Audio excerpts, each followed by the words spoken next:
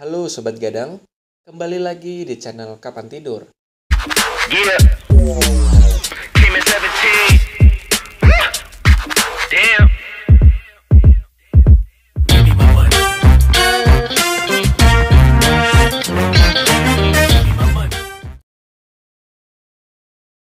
Melanjutkan episode sebelumnya yang mengira bakalan mengerikan, namun ternyata malah seperti drama cinta.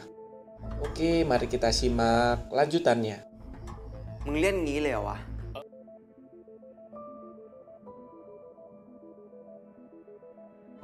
เป็นสถานที่ที่ไม่แต่สังคมภายนอกต่างหาก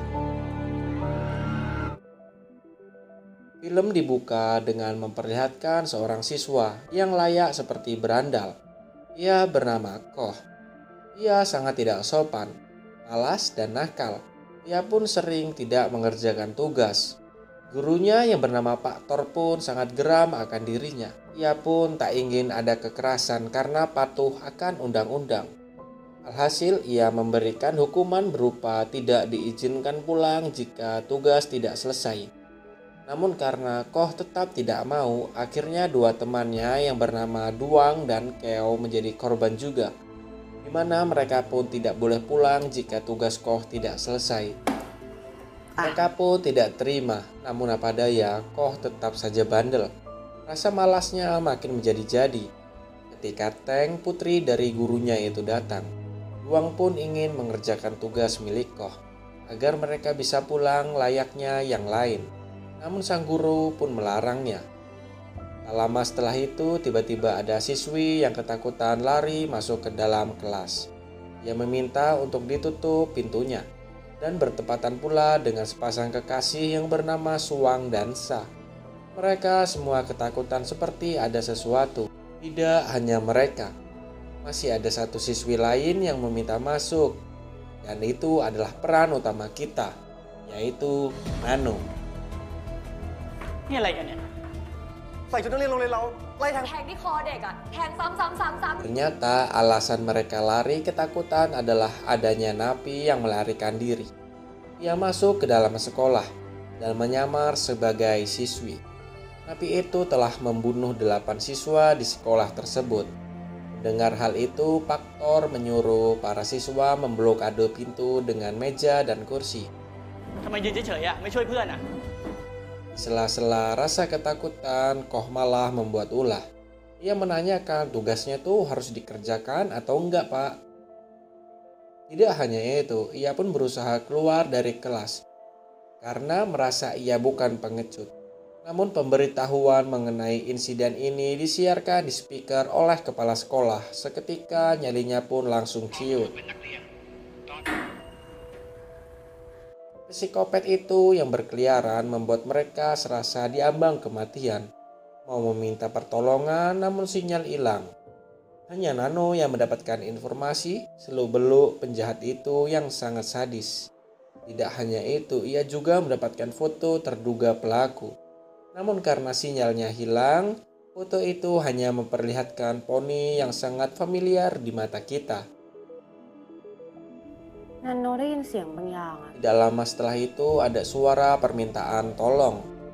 Namun Pak Tor melarang untuk membuka pintu lantaran ia beralibi untuk melindungi mereka semua.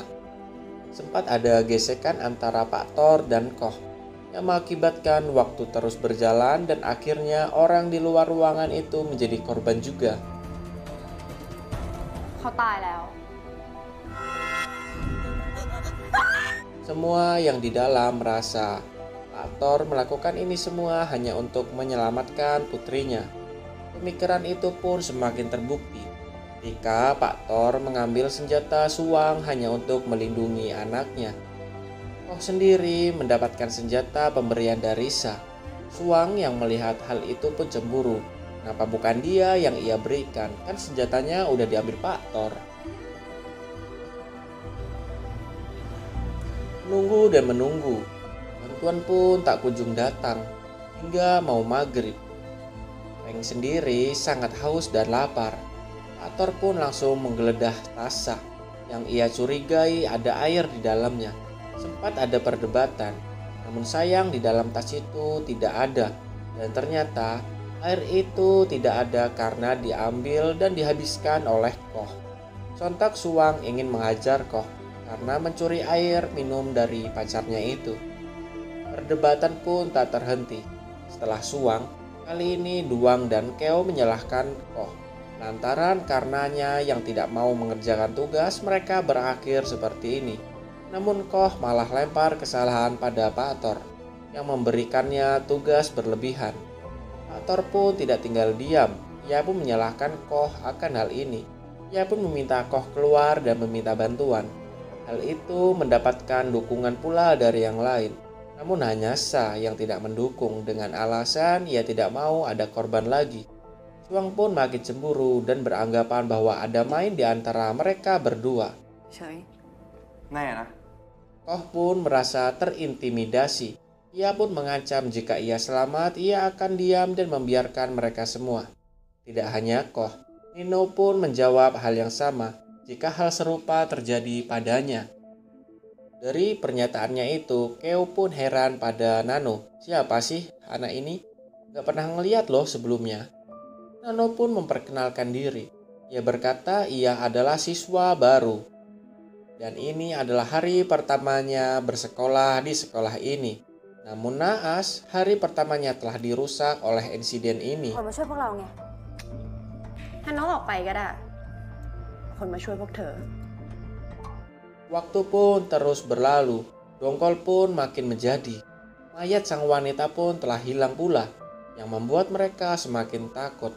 Namun apa daya, jika berdiam saja kapan bantuan akan tiba. Akhirnya Koh pun mau keluar. Ia pun meminta Keo membukakan pintu. Namun Keo malah didorong keluar oleh Koh. Keo pun terjebak di luar karena ulah Koh yang sangat jengkel padanya. Karena hal itu mau tak mau Keo pun berjalan keluar sekolah. Tidak lama setelah itu sinyal pun connect. Namun hanya sebentar. Tulul mereka itu bukannya menelpon bantuan, malah video call dan memberikan info keadaan di luar. Namun sinyal mendadak putus ketika Keo lari akan sesuatu. แกออกไปแล้วแกก็ออกไปทางหน้าตึกเลย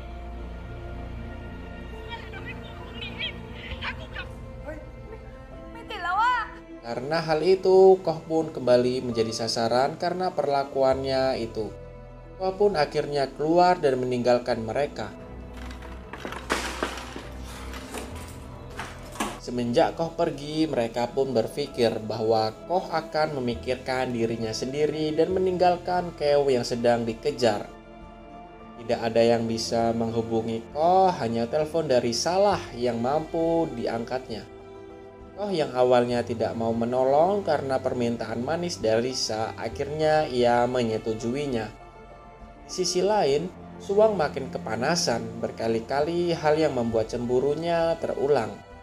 Akhirnya, ia pun memutuskan untuk keluar walaupun telah dilarang oleh mereka semua. มีใครติดต่อใครได้อีกบ้างไหมอะหา มองหน้าคุณ Waktu terus berjalan, kabar baik pun tidak kunjung datang. Akhirnya Nano buka suara perihal kematian siswi tadi. Bahwa tim penyidik polisi akan menyalahkan Pak Tor karena tak membukakan pintu. Seluruh alibinya pun tidak dapat dipercaya lantaran jika Koh terlebih dahulu keluar, semua pikiran jelek terhadap gurunya pun ikut keluar พ่อให้ดู juga. แลทุกคนให้ปลอดภัย Mendengar hal itu, daripada ia dicap bersalah, ia pun memutuskan keluar dan lebih dahulu meminta bantuan. Dan sebelumnya, ia menitipkan putrinya daripada menambah resiko. ทำไมแกต้องพูดให้ครูเขาออกไปด้วยอะ ขนาดไหนอะ ก็เรามีแต่ผู้หญิงทั้งนั้น Ketika tidak ada pria lain di dalam kelas itu, mereka pun baru terfikir akan betapa bahayanya mereka jika tidak ada lelaki di dalamnya. Akhirnya Nano pun disalahkan karena idenya tersebut. Namun Nano malah tertawa. Mereka pun ketakutan dan sempat mengira Nanolah si napi itu. Namun pikiran itu tersangkal karena tadi ada korban wanita. Namun Nano sedang bersama mereka. น้องเป็นฆาตกรเนี่ยนะ ใช่เหรอเพราะเธอเห็นฆาตกรอะ Tak lama setelah itu, Sam mendengar suara Koh. Ia pun memutuskan keluar. Dan akhirnya seluruh siswi di dalam pun keluar bersama-sama. Sunyi, sepi, dan gelap gulita. Mereka saling mengisi agar tidak kecolongan. Namun Duang merasa aneh. Ini nih bukan jalan ke arah keluar loh. Setelah ia mengintip ponsel Sa, ternyata ini adalah arah yang salah. Perdebatan pun terjadi. Sampai-sampai HP Duang terjatuh dan masuk ke dalam selokan. Tak lama setelah itu, Keo pun muncul dan mengagetkan mereka semua. Di sini Keo memberitahu ada hal buruk yang menimpa Koh. Akhirnya mereka semua menuju ke arah Koh berada. Ketika mereka telah sampai, begitu kagetnya mereka ketika melihat Koh telah tewas dengan darah yang berceceran.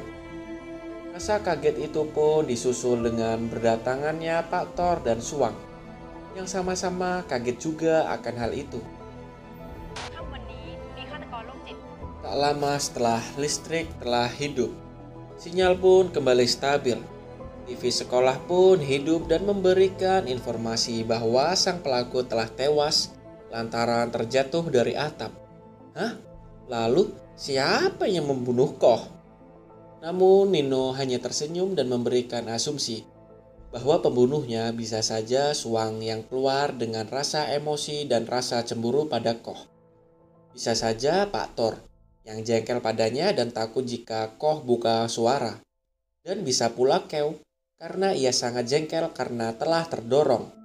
ก็ออกจะหึงสาซะขนาดนั้น ต่อ ก็อาจจะกลัวว่าโก้จะเอาเรื่องราวฉันแก้ว ที่โกรธ เพราะพวกเธอ3 คนก็คงรู้มันฆ่าแนนโนะตายไป Nino pun mengajak Tank keluar dan memintanya mengambil ponsel Duang yang telah terjatuh di selokan. HP pun telah tercapai karena tangannya yang kecil. Ia pun bertanya, untuk apa sih kak HP ini? Nano pun menjawab, di dalam HP itu terisi seluruh video perdebatan dan kejadian di dalam kelas yang bisa memperkuat motif siapa pembunuh sebenarnya. Dan diantaranya adalah bapakmu. Tank yang mendengar hal itu langsung menjatuhkan HP itu dengan alasan lubang terlalu dalam dan tidak dapat mencapainya. Nano yang mengetahui hal itu, jikalau Tank berbohong pun berkata, kamu ini mirip bapakmu, egois dan merasa paling benar. Nano pun langsung tertawa dengan ciri khasnya. Episode kali ini pun selesai. Di episode kali ini banyak sekali pesan yang bisa kita petik. Salah satunya adalah alasan utama individu yang bisa gagal menjalani sebuah masalah, yakni mereka tidak bekerja dengan baik bersama rekan mereka. Kebersamaan itu seperti permulaan, kemudian menjaga kebersamaan merupakan kemajuan, dan bekerja bersama merupakan keberhasilan. Kapan tidur izin pamit. Nantikan episode selanjutnya dan sampai jumpa.